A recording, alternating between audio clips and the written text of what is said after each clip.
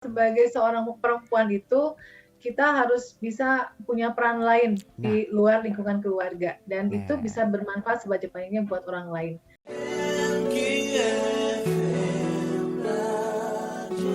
Ya, terima kasih sahabat MK masih dengan kami di malam hari ini di program Inspirasi Muda.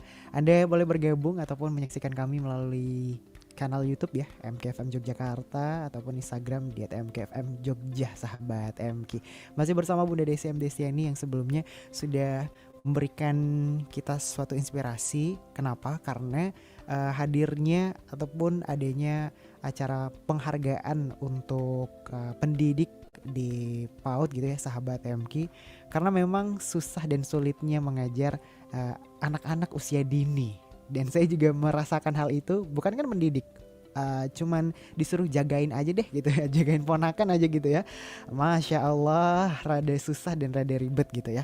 Tapi ternyata kesempatan ini dipakai juga oleh Bunda untuk tadi sebenarnya ingin memberikan semangat, ingin memberikan inspirasi juga kepada teman-teman ya Bunda, sama-sama pendidik, apalagi di bagian PAUD gitu, untuk sama-sama bisa semangat nih. Udah 2 tahun COVID, udah tahun kita diem-diem aja, ayo dong kita buat gerakan. Ternyata ada kesempatan, kemudian Bunda berusaha dan pastinya mau mencoba. Itu satu jalan ya sahabat MK, karena kalau misalnya tadi kata Bunda, kalau kita udah pasrah karena aduh nggak bisa dia, aduh udah deadline, aduh dia kebanyakan pikir gitu ya, nanti malah nggak jadi dikirim, malah juga nggak jadi apa ya, nggak jadi hal yang bisa membuat kita menantang. Tapi pun pelajaran yang memang sudah Bunda kirimkan akhirnya apa nih Bun? Setelah tadi berani mencoba, kemudian mengirim, dan akhirnya apa ya, pasrah dengan hasilnya. Selain itu apalagi Bun yang Bunda dapatkan dari hal ini Bun? Jadi kalau menurut Bunda, Bunda bisa mewakili DIY dan menang di nasional itu, menurut Bunda, kalau misalnya waktu itu Bunda berpikir dengan ketidaksempurnaannya Bunda gitu Nah, ya. ya, Ketidaksempurnaan Bunda ini tadi tidak bisa bikin video, padahal lombanya itu bikin video gitu ya. ya, Tapi Bunda tahu siapa orang yang bisa bikin video, yaitu anaknya Bunda kan, ya. memanfaatkan sumber daya yang ada. Kita kan bisa sebetulnya melihat apa kekurangan kita, dan kekurangan kita coba untuk alihkan kepada orang lain yang lebih mampu. Tetapi kan pada intinya konsepnya adalah Bunda sendiri. Cuman untuk teknis Bunda nggak bisa. Kalau waktu itu kita tidak mau mencoba, lalu menyerah gitu ya, dengan ketidakberdayaan, dengan ketidakmampuan tadi menyerah gitu. Apa iya Bunda akan bisa masuk ke nasional? Iya, betul. Justru dengan kita mau berusaha, mau mencoba, masalah hasil kita serahkan pada Allah Subhanahu wa Ta'ala. Yang penting kita sudah maksimal semampunya gitu. Sampai detik terakhir loh, Bunda benar-benar detik terakhir gitu kan. Kirimnya itu benar-benar detik terakhir yang kalau misalnya sinyalnya waktu itu nggak bagus, nggak jadi. Dikirim, betul. Tapi Allah mungkin memang berkehendak seperti itu. Jadi sahabat MG jangan ragu-ragu. Kalau misalnya kita punya peluang, punya kesempatan di depan mata, lalu kita sendiri sebetulnya merasa mampu untuk melakukan itu, dan ternyata ada sumber daya lain di dalam diri kita yang kita ragu-ragu untuk melakukannya, kita tinggal lihat di sekeliling kita. Siapa sih orang yang bisa bantu kita? Siapa sih orang yang mau nolongin kita dalam kondisi itu gitu. Kebetulan namanya anak ABG, anaknya Bunda kan baru SMA nih ya. Anak SMA tuh kan lebih pinter untuk masalah gawe ya Mas ya, untuk teknologinya ya. Apalagi bikin-bikin video. Nah, Bunda manfaatkan tuh sumber daya yang ada gitu. Sumber dayanya anaknya Bunda sendiri, malam-malam suruh begadang bikinin videonya itu gitu. Meskipun konsepnya dari Bunda sendiri, tetapi ternyata dia mampu untuk mengaplikasikan semua yang ide-idenya Bunda itu. Dia mampu untuk membuat kepingan puzzle yang dari Bunda itu disusun sedemikian rupa sehingga menjadi sesuatu yang memang menurut Bunda itu yang oke gitu ya. Alhamdulillah itu menarik Dewan Juri dan Bunda masuk di 20 besar. Padahal saingannya waktu itu orang-orang yang kalau lihat video-videonya orang-orang, Bunda merinding sendiri gitu ya. Waduh, ini beneran nih bisa masuk gitu kan. Tapi itu jalannya Allah, Mas. Jadi kalau kita ragu-ragu pada saat itu, bisa jadi Bunda nggak jadi apa-apa, nggak dapat penghargaan, nggak dapat uang gitu ya. Hadiahnya waktu itu 5 juta loh Mas, lumayan banget Wah, kan. lumayan ya. Dapat laptop, dapat uang gitu loh. Iya ya, Kan asik tuh gitu. dan berkumpul bersama teman-teman juga di sana Bun ya, teman-teman baru gitu juga, kenalan Teman-teman baru. baru yang inspiratif seluruh Indonesia loh. Mm-mm. Luar biasa. Jadi ini kan jejaring baru ya. Mm-mm. Pengetahuannya mereka juga sangat hebat-hebat gitu. Jadi Bunda bisa belajar banyak dari teman-teman yang dari luar daerah itu. Oh ternyata mereka punya strategi seperti ini kalau untuk jadi juara. Ternyata pautnya mereka punya strategi untuk pembelajaran tatap muka seperti ini. Kita bisa amati, tiru dan pelajari gitu ya. Sehingga itu kita bisa ambil untuk pengembangan di paut kita sendiri. Oke. Gitu, Mas. Satu pertanyaan nih Bun, yang menarik. Tadi kita mau berusaha, kita mau mencoba. Tapi tadi ada pemikiran yang kalau ada keraguan, ragu aja dikit. Kalau dari Bunda sendiri gimana sih? Kita harus membuang rasa ragu ataupun memperkecil rasa ragu supaya kita mau mencoba, kemudian supaya kita juga mau ya ini ada sesuatu di depan kita coba deh gitu. Gimana nih Bun? Untuk menghilangkan keraguan sebetulnya kita harus tadi melihat sumber daya dalam diri kita sendiri. Oke. Evaluasi diri. Oke, saya nggak mampu nih. Saya nggak mampu bikin video yang bagus. Saya nggak tahu ilmunya gitu ya. Jadi saya merasa ragu untuk melakukan itu. Ketika kita sudah mentok di situ, kita berpikirnya jangan ke diri kita sendiri. Kita berpikirnya keluar diri kita, sumber daya yang ada di luar. Sumber daya yang di luar siapa ya yang bisa bantu saya sehingga bisa menghilangkan keraguan itu. Contoh, misalnya bukan diri saya. Kalau diri saya tadi statusnya jelas gitu ya, step by step seperti itu. Tapi misalnya Mas Kemal. Mas Kemal misalnya ragu-ragu untuk memutuskan apakah Mas Kemal mau S2 atau tetap S1 misalnya gitu kan. Mau S2 atau S1 gitu.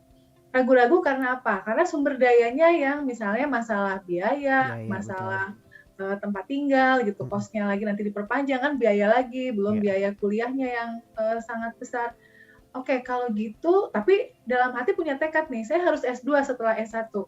Jadi kalau misalnya dari kemampuan diri kita ternyata nggak mampu, orang tua misalnya nggak sanggup untuk melanjutin S2, terus dari diri kita sendiri sebetulnya punya keinginan untuk itu gitu ya. Nah, cari peluang di luar, apa itu beasiswa, apa itu pekerjaan tambahan gitu yang bisa membuat kita bisa membayar. Jadi kita harus fokus kepada sumber daya lain di luar yang bisa membantu apa sih yang untuk menutupin kekurangan kita itu.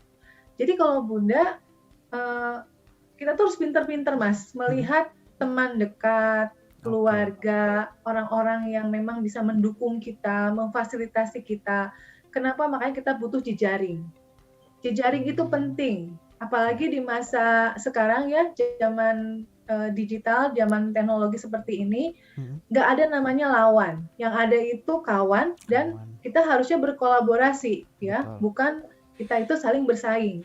Makanya dengan anak sendiri pun kolaborasi gitu, bikin video gitu kan. Mas Kemal mungkin nanti kan kalau misalnya memang pengen S2 tapi ternyata di SDM sendiri di pribadinya mungkin tadi kesulitan untuk biaya dan segala macam, kepikiran jadi ragu-ragu nerusin atau gimana, kita bisa cari sumber daya yang lain karena punya jejaring, misalnya siaran di MK kan pasti kenal dengan si A, si B, si C, ada nggak yang nawarin beasiswa untuk S2 gitu kan. Itu yang harus kita pelajari, amati, kemudian praktekkan gitu loh. Saya juga waktu belajar membuat video dengan anak saya nggak langsung saya kasihkan, tapi saya juga belajar dari anak saya. Oh ternyata ini tuh kalau kayak gini harus gini. Jadi kita juga punya ilmu baru kan. Nggak harus misalnya terus-terusan punya ide kasihkan ke anak. Kita juga harus belajar dari situ gitu. Karena antara tahu dengan tidak tahu sebetulnya batasannya tipis. Tipisnya kayak apa?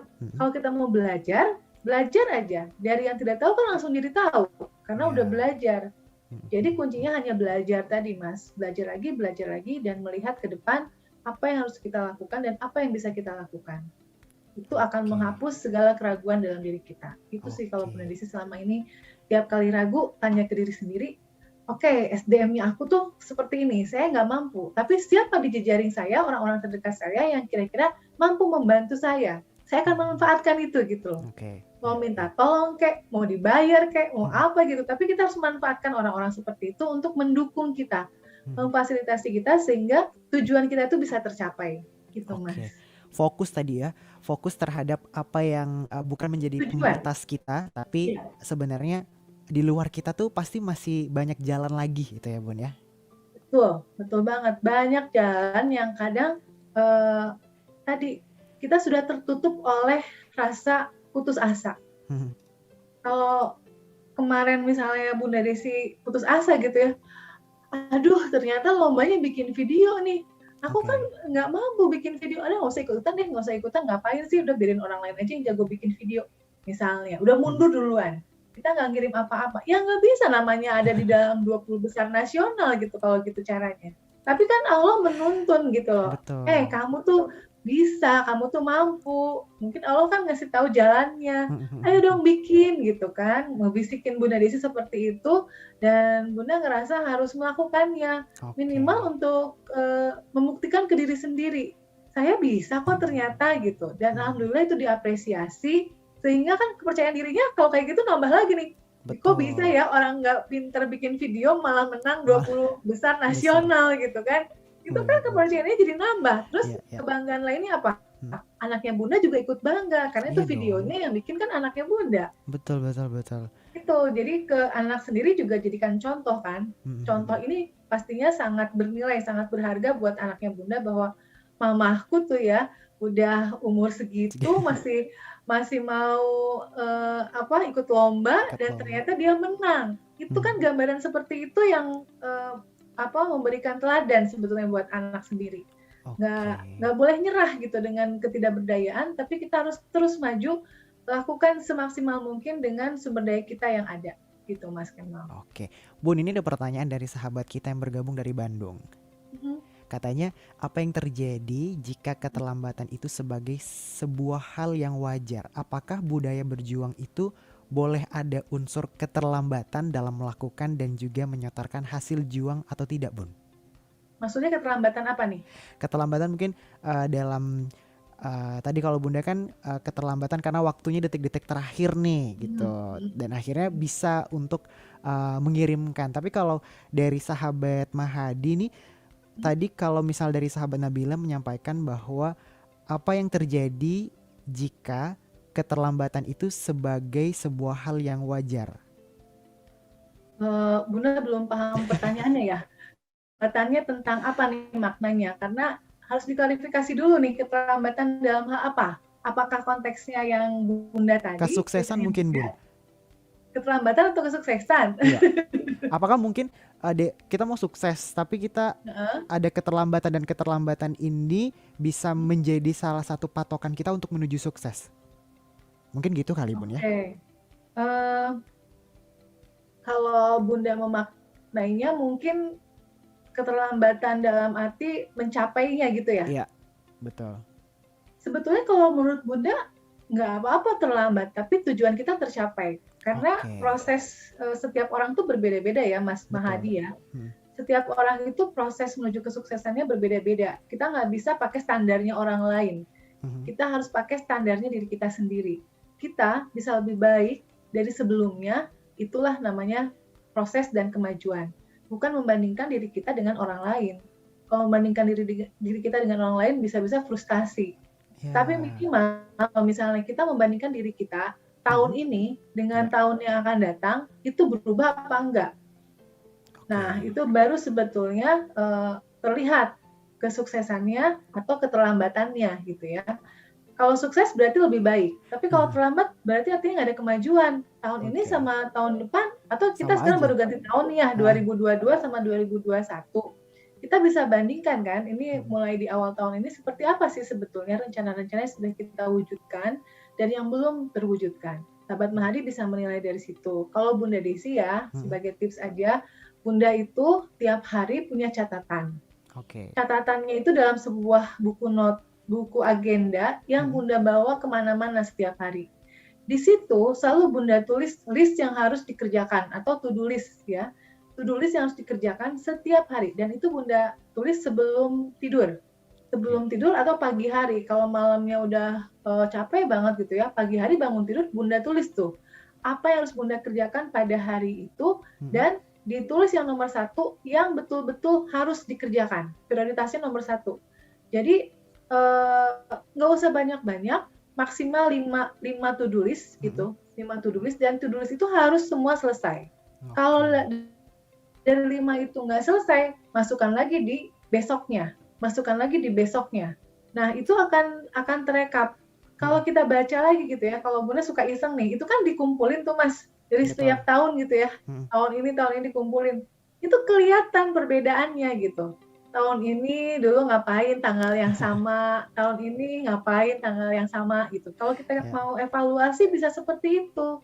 Jadi kemajuan kita dengan yang diri kita sekarang sama tahun lalu itu bisa dibandingkan dari langkah-langkah yang sudah kita lakukan. Dan itu terukur gitu dengan adanya to-do list tadi. Kadang di to-do list itu kan dicentang ya, yang sudah selesai kita centang, gitu ya. Ini membuat kita lebih bisa menghargai waktu. Bunda Desi itu selalu punya prinsip gini Mas Kemal, misalnya ya, saya boleh buka Instagram, buka Facebook, kalau to-do listnya sudah selesai semua gitu. Kalau belum menyelesaikan to-do list, nggak boleh buka medsos. Itu hukuman ke diri sendiri. Jadi kan kadang-kadang kalau kita sudah scroll media sosial, itu suka lupa waktu ya Mas? Betul. Tahu-tahu ada temennya lah, ada baca artikel inilah, ada gosip itulah gitu kan. Akhirnya lupa gitu. Jadi Bunda selalu bilang ke diri sendiri, kalau misalnya saya mau buka media sosial, saya harus menyelesaikan semua to-do list saya dulu. Kalau to-do listnya sudah selesai, baru ada waktu, saya akan buka media sosial gitu. Itu yang jadi cambuk, dan ini membuat kita akan lebih baik ke depannya. Artinya kita bisa membandingkan diri kita yang tahun ini dan diri kita di tahun-tahun sebelumnya. Itu Mas Mahadi ya, semoga bisa membantu. Berarti untuk menunda-nunda pekerjaan itu tidak ada di kamus Bunda ya? Nggak ada Mas, harus dikerjakan, karena to-do list itu menurut Bunda itu jadi catatan penting gitu, yang dibawa kemana-mana. Itu ya sahabat Mahadi, untuk menunda-nunda pekerjaan tidak untuk kehidupan Bunda. Jadi harus segera diselesaikan kalau mau melakukan aktivitas yang mungkin bisa membuat waktu sahabat Mahadi ataupun sahabat MK seperti hiburan itu bisa berjalan dengan baik. Jadi tidak mengganggu pekerjaan yang harus ditunda-tunda ya. Baik Bunda, terima kasih, nggak terasa udah di penghujung perbincangan bersama Bunda di malam hari ini. Mungkin ada pesan nih Bun yang mau disampaikan kepada MK agar gimana sih bisa jadi seperti Bunda gitu? Jangan seperti Bunda, harus lebih baik dari Bunda ya. Harus lebih baik dari Bunda Desi, karena mungkin Bunda bisa jadi inspirasi, tapi Bunda percaya dan yakin bahwa sahabat MK yang lagi mendengarkan siaran pada malam hari ini pasti bisa lebih baik dari Bunda Desi. Amin. Insya Allah dengan tips yang tadilah sederhana, tapi itu bisa membuat kita lebih efektif dalam menggunakan waktu. Kalau bisa sih setiap hari kita mengerjakan to-do list itu, dan kita checklist setiap harinya juga apa yang sudah kita kerjakan dan apa yang belum, dan itu akan membuat kita lebih terukur, terarah, dan juga tujuan yang akan kita capai di situ sudah bisa terlihat apakah kita sudah bisa melaksanakan semuanya atau belum. Kalau belum, masukkan lagi di hari berikutnya. Itu akan bosen Mas, sampai kita sendiri tadinya ditunda-tunda terus, misalnya ada satu nih to-do list yang itu lagi, berarti itu kan nggak dikerjain. Tapi karena tulis lagi, mau nggak mau harus dikerjakan gitu. Itu juga termasuk mungkin kalau nulis skripsi, nulis tesis gitu ya. Tulisin lagi, itu jadi kita yang tersinggung sendiri. Oh ini kok muncul lagi ya, berarti harus dikerjakan. Ini jadi salah satu catatan gitu ya? Seperti itu. Itu aja sih Mas, kalau Bunda Desi sih nggak ada yang tips yang harus gimana-gimana, tapi mencoba seperti itu untuk konsisten itu perlu perjuangan. Kalau Mas Kemal cobain deh dalam 3 bulan atau 100 hari dulu deh. Bisa nggak konsisten 100 hari menulis to-do list itu dan dikerjakan semuanya? Bunda kasih tantangan ya. Siap, saya coba 100 hari dari sekarang ya sahabat MK. Sama-sama kita ya sahabat MK. Baik. Buat notanya ya, nanti kasih tahu kalau Bunda ini aku udah beli nih notanya ya, agendanya ya. Siap. Baik, terima kasih Bunda, semoga menginspirasi sahabat MK dan mengambil banyak pelajaran juga dari kisah Bunda di malam hari ini. Kita insya Allah bertemu kembali ya Bun ya di lain kesempatan. Esok hari ketemu nggak? Kita lihat dulu Bun ya. Assalamualaikum warahmatullahi wabarakatuh Bunda. Waalaikumsalam warahmatullahi wabarakatuh. Makasih. Ya pokoknya tetap semangat, tetap berjuang. berjuang, yakin sama Allah bahwa kita bisa, bahwa kita mampu gitu buat ngelewati semuanya. Karena seseorang yang memiliki mimpi besar, terus niat yang besar, insya Allah bakalan ngebukain jalannya gitu.